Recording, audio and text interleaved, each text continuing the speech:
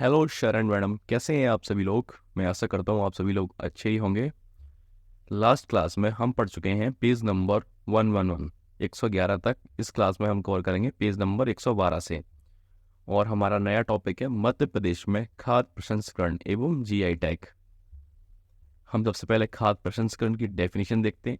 कच्चे खाद्य सामग्री को खाद्य उत्पादों में परिवर्तित कर एक लंबे समय तक खाने योग्य बनाए रखना खाद्य प्रसंस्करण कहलाता है।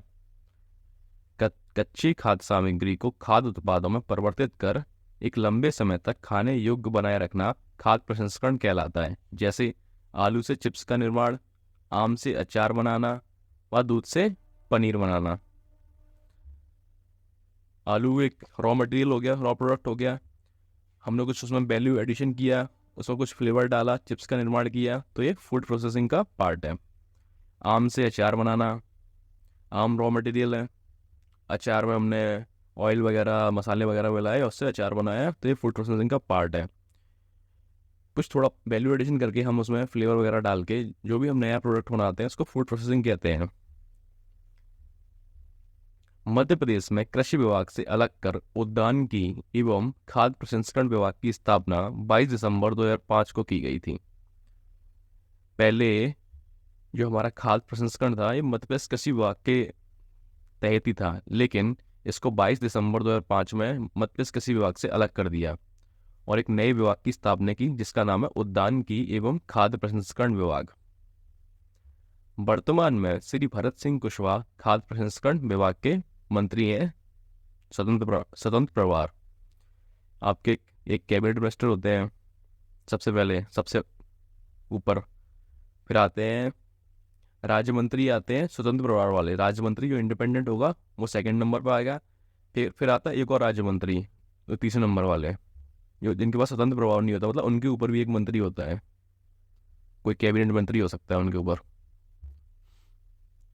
वर्तमान में सुश्री निधि निवेदिता खाद्य प्रसंस्करण विभाग के संचालक हैं। संचालक कौन है? सुश्री निवेदिता। और ये वर्तमान में भरत सिंह कुशवाहा, ये बात हो रही है 2023 की। अब देखेंगे पूर्ववर्ती अपस्ट्रीम तथा अग्रवर्ती डाउनस्ट्रीम आवश्यकताएं। अपस्ट्रीम व डाउनस्ट्रीम शब्दों का प्रयोग लघु उद्योग व खाद्य प्रसंस्करण उद्योगों में किया जाता है। अपस्ट्रीम व डाउनस्ट्रीम शब्दों का प्रयोग लघु उद्योगों व खाद्य प्रसंस्करण उद्योगों में किया जाता है।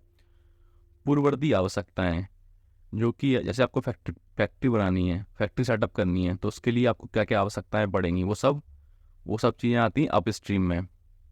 और फैक्ट्री आपने एक बार सेटअप कर दी, मतलब इंडस्ट्री आपने सेटअप कर दी, उसके बाद क्या क्या चीज़ों की आवश्यकताएं पड़ेंगी, वो सब आती हैं डाउन स्ट्रीम में। अग्रवर्ती आवश्यकताएं, आगे की आवश्यकताएं, और ये पूर्ववर्ती जो पिछली की आवश्यकताएं हैं। उद्योग स्थापित करने के पहले या तुरंत बाद की आवश्यकताएं होती हैं। पूर्ववर्ती आवश्यकताएं क्या होती हैं? उद्योग स्थापित करने के पहले या तुरंत बाद की आवश्यकताएं होती हैं। इनमें वे सभी आवश्यकताएं शामिल होती हैं जो अंतिम उत्पाद के पहले आवश्यक हों, जैसे कच्चा माल, वितरण, परिवहन, बिजली व जल आदि। आपको एक कोई फैक्ट्री बनानी है तो उसके लिए आपको पहले रॉ मटेरियल चाहिए होगा। फैक्ट्री सेटअप करने के लिए आपको फाइनेंस चाहिए होगा, जिसके लिए आपको लोन लेना पड़ेगा, या फिर आप जो भी अपना कैपिटल है वो लगाना पड़ेगी। फिर परिवहन चाहिए, आपको ट्रांसपोर्ट के लिए साधन भी चाहिए, इलेक्ट्रिसिटी चाहिए आपको, जल चाहिए आपको। और अग्रवर्ती आवश्यकताएं, ये आपने एक सेटअप कर दिया, अपना कैपिटल इन्वेस्ट कर दिया यहाँ पर। अब आपको अग्रवर्ती आवश्यकताएं, अंतिम उत्पाद से लेकर अंतिम उपभोक्ता तक की आवश्यकताएं अग्रवर्ती आवश्यकताएं कहलाती हैं। आपने लास्ट जो प्रोडक्ट प्रोड्यूस किया है उससे लेकर की लास्ट कंज्यूमर तक की आवश्यकताएं अग्रवर्ती आवश्यकताएं कहलाती हैं। जैसे अपना प्रोडक्ट बनाया है, उसके लिए आपको कोल्ड स्टोरेज की जरूरत पड़ेगी, आपको रखना है जिससे कि वो जल्दी से खराब ना हो। आपको विज्ञापन वितरक की आवश्यकता पड़ेगी, एडवर्टाइज करना पड़ेगा आपको अपने प्रोडक्ट के बारे में। विपणक व उपभोक्ता, आपको डिस्ट्रीब्यूशन की आवश्यकता पड़ेगी। उपभोक्ता, उपभोक्ता मतलब कंज्यूमर, कंज्यूमर तो जरूरी है ही सबसे लास्ट में, मतलब खरीदेगा कौन। खाद्य प्रसंस्करण उद्योग में निम्न पूर्ववर्ती और अग्रवर्ती आवश्यकताएं होती हैं। देखते हैं हम। ये अपस्ट्रीम है, ये पूर्ववर्ती आवश्यकताएं पहले जरूरत है। ये डाउन स्ट्रीम है जो बाद में। सबसे पहले आपको रॉ मटेरियल चाहिए। रॉ मटेरियल के लिए आपको सप्लायर चाहिए। रॉ मटेरियल कौन सप्लाई करेगा आपकी फैक्ट्री में। फिर ये मैन्युफैक्चर है, यहाँ पे मैन्युफैक्चर होगी। मैन्युफैक्चर का प्रोडक्ट बनेगा, फिर वो डिस्ट्रीब्यूट होगा ट्रांसपोर्ट के जरिए, और लास्ट में वो दुकानों तक पहुँचेगा, तो फिर कंज्यूमर उसको खरीदेंगे। तो ये अप स्ट्रीम है, ये डाउन स्ट्रीम है। जो मैन्युफैक्चर के बाद वाली सारी चीज़ें डाउन स्ट्रीम कहलाती हैं, और मैन्युफैक्चर से पहली वाली चीज़ें अप स्ट्रीम कहलाती हैं। अब हम देखेंगे एक और दिया है इसमें पूर्ववर्ती आवश्यकताएं। पूर्ववर्ती आवश्यकताएं जैसे कच्चा माल, जल, परिवहन, संचार, बिजली, वित्त एवं ऋण, अनुसंधान, रिसर्च, श्रमिक, आधुनिक निष्कर्ष, तकनीकी। अग्रवर्ती आवश्यकताएं कुशल श्रमिक, स्किल्ड लेबर चाहिए, प्रबंधन एवं विपणन, मैनेजमेंट, पैकेजिंग, विज्ञापन, वितरक, डिस्ट्रीब्यूशन, परिवहन, ट्रांसपोर्ट, कोल्ड स्टोरेज, और विक्रेता भी चाहिए, सेलर भी चाहिए। उपभोक्ता, कंज्यूमर व क्रय शक्ति। क्रय शक्ति मतलब परचेजिंग पावर। अगर आपका प्रोडक्ट भी जो भी खरीदने जा रहा है, जैसे कंज्यूमर है, कंज्यूमर की परचेजिंग पावर के अंदर ही होना चाहिए, तभी तो वो खरीद पाएगा उसकी प्राइस। तो उस चीज़ का आपको रेट का भी ख्याल रखना पड़ेगा। मध्य प्रदेश के प्रमुख फूड पार्क देखेंगे हम, तो क्वेश्चन यहाँ से आ सकते हैं। मध्य प्रदेश के प्रमुख food park mega food park है इंडस फूड पार्क खरगोन जिले में है, अवंतिका फूड पार्क देवास जिले में है, जग्गा खेड़ी फूड पार्क मंदसौर जिले में प्रस्तावित है।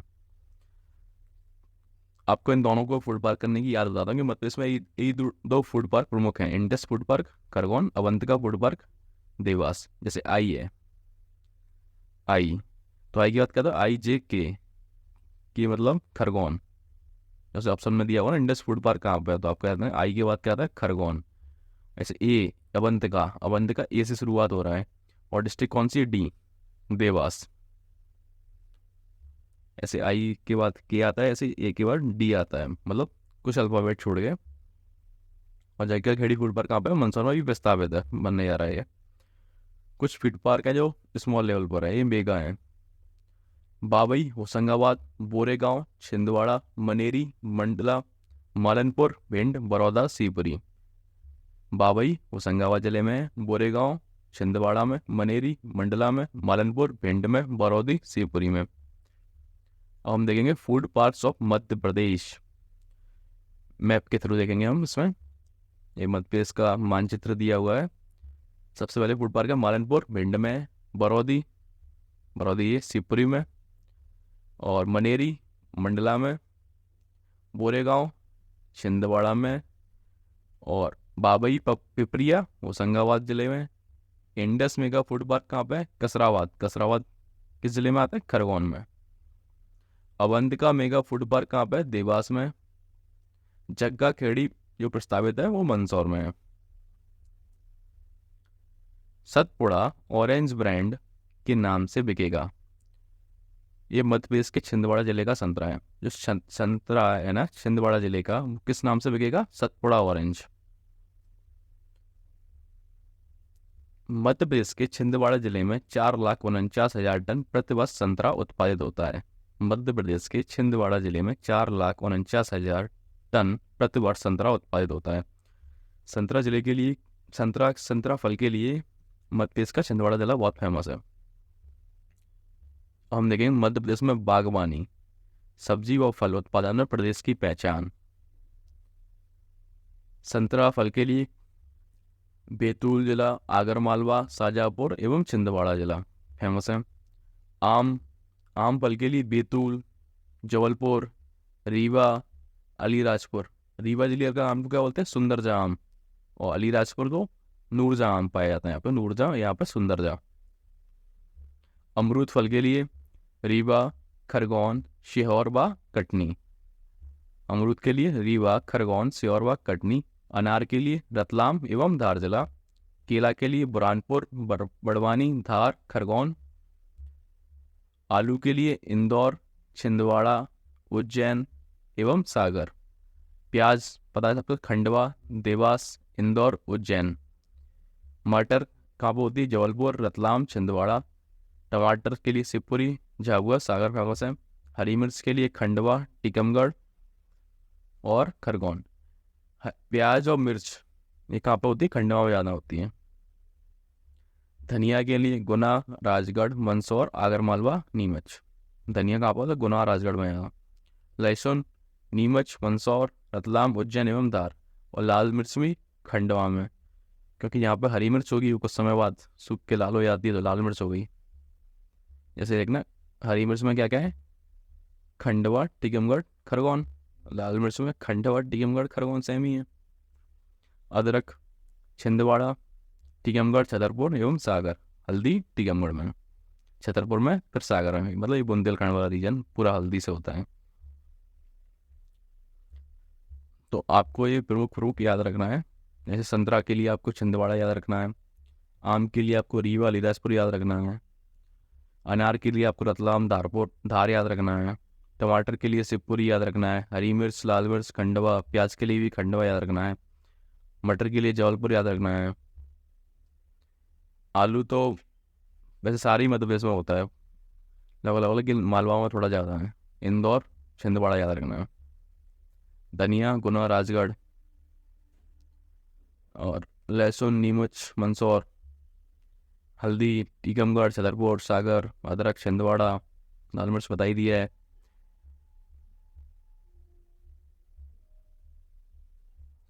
अब हम देखेंगे मध्य प्रदेश के भौगोलिक संकेतक, GI tag, geographical indication tag. GI tag किसी उत्पाद की उत्पत्ति को पहचानने के लिए एक संकेतक के रूप में दिए जाते हैं।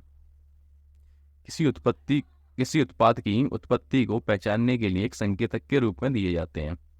वस्तु पंजीकरण व संरक्षण एक्ट 1999 के अनुसार जारी किए जाते हैं। किस एक्ट के द्वारा जारी किए जाते हैं? वस्तु पंजीकरण व संरक्षण एक्ट 1999 के अनुसार। ये वाणिज्य और उद्योग मंत्रालय द्वारा दिए जाते हैं। क्वेश्चन आएगा कि जीआई टैग किस मंत्रालय द्वारा दिए जाते हैं, तो अंदर क्या होगा? वाणिज्य एवं उद्योग मंत्रालय द्वारा। और किस एक्ट के तहत? पंजीकरण एवं संरक्षण एक्ट 1999 के अनुसार। मध्य प्रदेश के प्रमुख भौगोलिक संकेतक जीआई टैग निम्नलिखित हैं। सबसे पहले मध्य प्रदेश में 2005 में चंदेरी साड़ी को जीआई टैग दिया गया। चंदेरी साड़ी कहाँ किस जिले में आती है? अशोकनगर में। चंदेरी एक तहसील है अशोकनगर जिले की। 2008-9 में चमड़े के खिलौने इंदौर में। 2008-9 में तीन चीजों में जीआई टैग मिला है। चमड़े के खिलौने में इंदौर को, बाघ प्रिंट में धार को, बेल मेटल वेयर दतिया और टीकमगढ़ जिले को। 2008-9 में तीन चीजों को मिला है। चमड़े के खिलौने इंदौर, बाघ प्रिंट धार और बैग मेटल वेयर दतिया एवं टीकमगढ़। जो बाघ की गुफाएं नहीं, वो भी धार जिले में है। 2012 में महेश्वर साड़ी खरगोन को। किसको? महेश्वर साड़ी खरगोन को। 2014-15 में रतलामी सेब रतलाम। और 2014-15 में दो चीज़ों को मिला है, रतलामी सेब रतलाम और नागपुरी संतरा। नागपुरी संतरा में महाराष्ट्र और मध्य प्रदेश को संयुक्त रूप से मध्य प्रदेश का छिंदवाड़ा जिला है और महाराष्ट्र का नागपुर जिला है। और 2018 में मिला है कड़कनाथ मुर्गा, जो कि झाबुआ जिले के है। कड़कनाथ मुर्गा झाबुआ जिले की। और 2021 में मिला है चिन्नौर चावल बालाघाट। चिन्नौर चावल कहाँ के है? बालाघाट जिले के। और 2023 में मिला है नौ वस्तुओं को 2023 में मिला है, जिसमें सुंदरजा आम रीवा जिला, मुरैना की गजक मुरैना, पत्थर सिल्फ जबलपुर, बेड़ाघाट। याद रखना पत्थर। जैसे आपने बेड़ाघाट का जैसे आप इमेजिन करोगे तो आपको लगेगा कि एक झरना है, गिर रहा है, वहाँ काफ़ी सारे पत्थर डले हुए हैं, पहाड़ वैसे गिर रहा है, तो पत्थर सिल्फ बेड़ाघाट। और गोंडी चित्रकला डिंडोरी, आपको पता है ना गोंडी जनजाति कहाँ रहती है? डिंडोरी में। लो शिल्प डिंडोरी। ग्वालियर कालीन का किसके लिए? ग्वालियर के लिए। 12 सिवनी की साड़ी कहाँ पे? बालाघाट। सरबती गेहूं बिरसा एवं श्योर। और बाटिक प्रिंट उज्जैन जिले। ये कब मिला है सब? 2023 में। कितनी वस्तुओं को मिला है? 9 वस्तुओं को। सुंदरजाम रीवा, मुरैना की गजक, पत्थर शिल्प जबलपुर, गोंडी चित्रकला डिंडोरी, लो शिल्प डिंडोरी, ग्वालियर कालीन ग्वालियर, 12 सिवनी की साड़ी बालाघाट, सरबती गेहूं बिरसा एवं श्योर, बाटिक प्रिंट उज्जैन। अब एक मैप के वाइज मध्य प्रदेश का मानचित्र दिया हुआ है, उसमें भी मध्य प्रदेश के प्रमुख भौगोलिक संकेतक के बारे में बताया गया है। मुरैना की गजक। दतिया एवं टीकमगढ़ का क्या है? बेल मेटल वेयर, जो मेटल से जैसे मूर्ति वगैरह बनाई जाती हैं वो सारी चीज़ें बनाती बेल मेटल वेयर में। रीवा का सुंदरजाम। और अशोकनगर जिले की क्या है? चंदेरी साड़ी। बालाघाट के चिन्नौर चावल। और इंदौर जिले के चमड़े के खिलौने। खरगोन की महेश्वर साड़ियाँ। धार जिले के बाग प्रिंट। और झाबुआ जिले का कड़कनाथ मुर्गा। रतलाम का सेब। और मुरैना की गजक। ये प्रमुख मध्यप्रदेश के जीआई टैग हैं। अब हम देखेंगे नया टॉपिक है, टॉपिक नंबर 23, राजनीति आयोग। ये छोटा सा टॉपिक कवर करते हैं इस वीडियो में। मध्य प्रदेश सरकार ने राज्य योजना आयोग का नाम बदलकर 2020 में राजनीति एवं योजना आयोग कर दिया।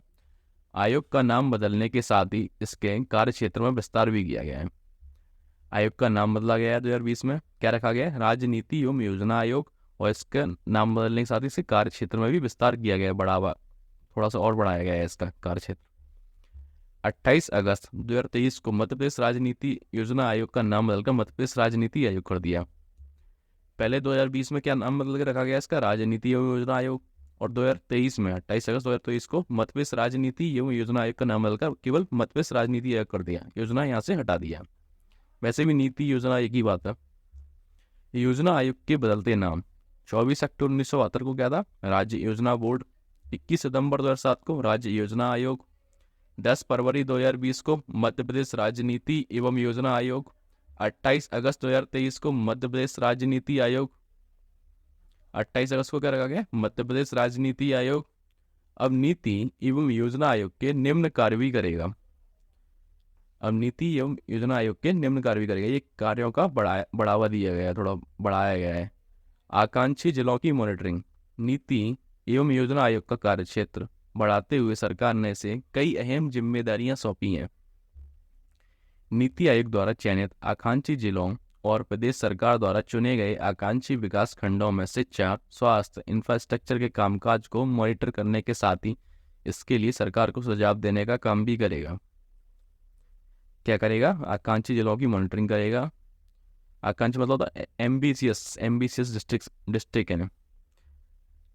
नीति एवं योजना आयोग कार्य क्षेत्र बढ़ते हुए सरकार ने इसे कई अहम जिम्मेदारियां सौंपी हैं। नीति आयोग द्वारा चयनित आकांक्षी जिले व प्रदेश सरकार द्वारा चुने गए आकांक्षी विकास खंडों में शिक्षा, स्वास्थ्य, इंफ्रास्ट्रक्चर के कामकाज को मॉनिटर करने का जो नीति आयोग जो भारत का नीति आयोग है, कुछ जिले चयनित कर रहा है जैसे, और उनकी जो योजनाएं हैं उनका वो ठीक से पालन कर रहे हैं या नहीं कर रहे हैं, उसकी मॉनिटरिंग करेगा। कौन? मध्य प्रदेश का नीति राज्य आयोग। सीएम डैशबोर्ड का संचालन। मुख्यमंत्री व मुख्य सचिव मतलब चीफ सेक्रेटरी द्वारा चुनी गई महत्वपूर्ण योजनाओं की समीक्षा के लिए आयोग सीएम डैशबोर्ड का संचालन भी करेगा। जो भी महत्वपूर्ण योजनाएं हैं मध्य प्रदेश सरकार की उसकी समीक्षा करेगा, इवेल्युएट करेगा। कौन? CM dashboard. नीति आयोग की क्रियान्वयन एजेंसी। नीति आयोग द्वारा जारी दिशा निर्देश व सुझावों को लागू कराने का काम भी राज्य आयोग का होगा। जो भी भारत का नीति आयोग डायरेक्शन देगा, नीति निर्देश देगा, सुझाव देगा, डायरेक्शन इवन एडवाइस देगा, उसको इम्प्लीमेंट कौन करेगा? मध्य प्रदेश का नीति आयोग।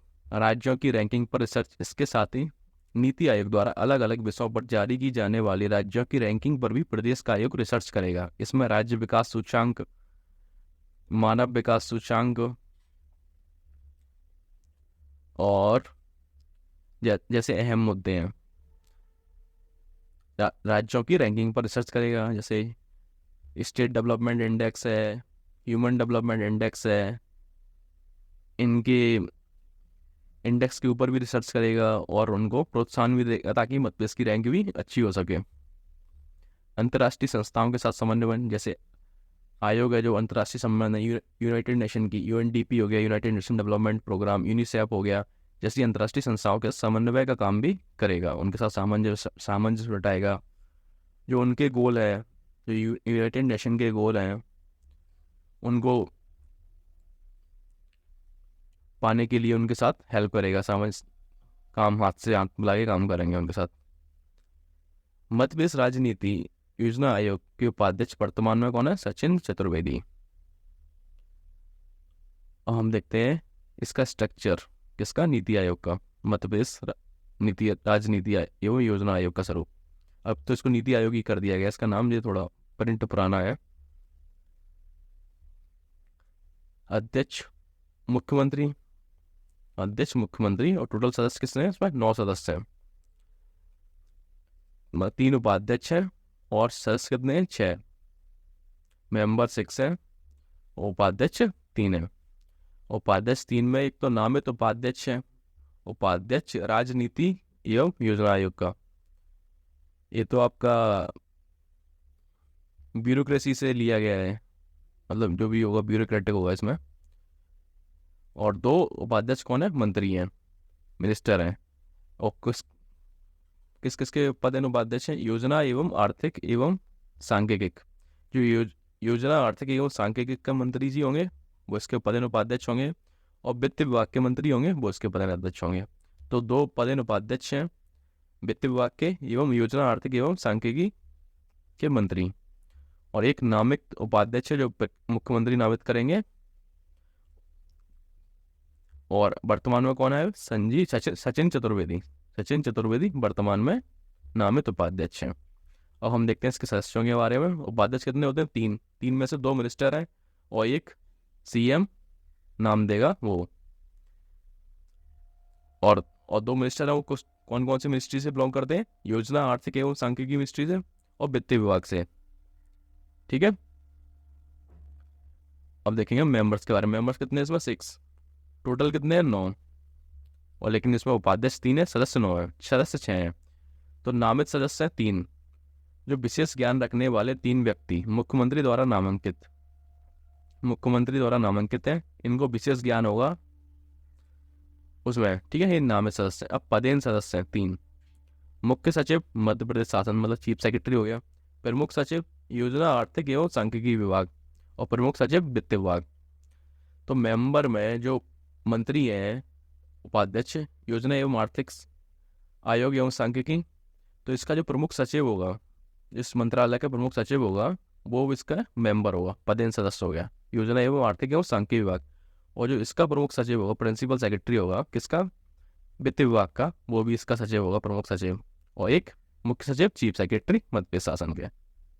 ठीक है, और नामित 3 सदस्य जिनको विशेष ज्ञान होगा, जो सीएम द्वारा नामांकित किए जाएंगे। और नामित उपाध्यक्ष कौन होगा? जो भी सीएम द्वारा नामांकित किया जाएगा, ये भी नामित उपाध्यक्ष भी। ठीक है, तो इस क्लास में इतना ही। हमने पेज नंबर 115 तक कवर कर लिया है। नेक्स्ट वीडियो में हम कवर करेंगे इसके आगे। धन्यवाद।